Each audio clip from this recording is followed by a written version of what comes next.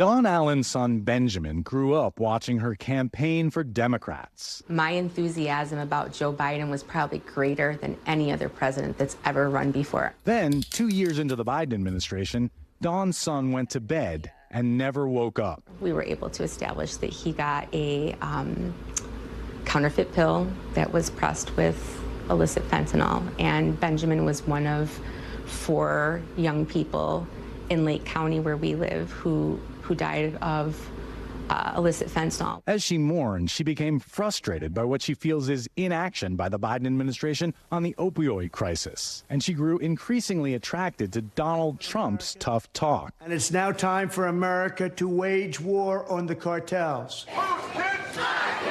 Dawn is part of a growing number of opioid-affected families who have embraced Trump. It feels like a really bad breakup. Some even rallying with former Trump officials. Please welcome American mom and funder. Republicans highlighted the crisis in prime time at their convention, featuring a mom whose son died from fentanyl poisoning. This fight is for your children. By contrast, no primetime speaker at the Democratic National Convention mentioned the opioid crisis, even after activists tried to draw attention by hanging billboards around Chicago. Trump talks about fentanyl often. Fentanyl's like laced into everything now. It's horrible. It's horrible, yeah. I think that the Biden administration has let this get so wildly out of control that maybe the only way to kind of get it back underway is to have somebody who's willing to come in and be kind of the bad guy. A White House spokesperson disputed that Biden allowed the fentanyl problem to fester. But under Biden, deaths from fentanyl rose by 30% to more than 70,000. Experts say a slight decrease in deaths last year is probably due to the increased use of Narcan that reverses overdoses, something Biden made widely available. The Biden administration captured 2 leaders of the Mexican cartel that exports the most fentanyl, but no one believes that will stop the flow. Biden also significantly increased access to treatment. Trump says he will close the border and use the military to target Mexican cartel leaders.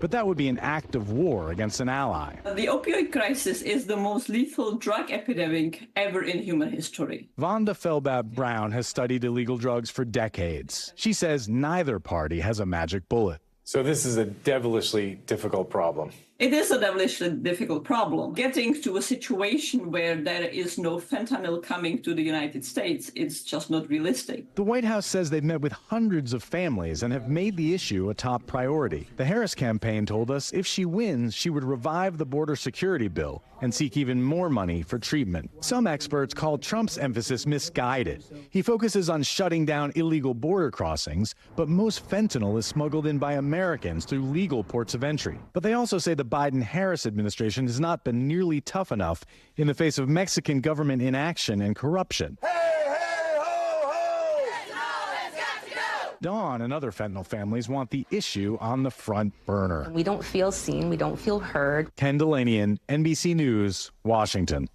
Thanks for watching. Stay updated about breaking news and top stories on the NBC News app or follow us on social media.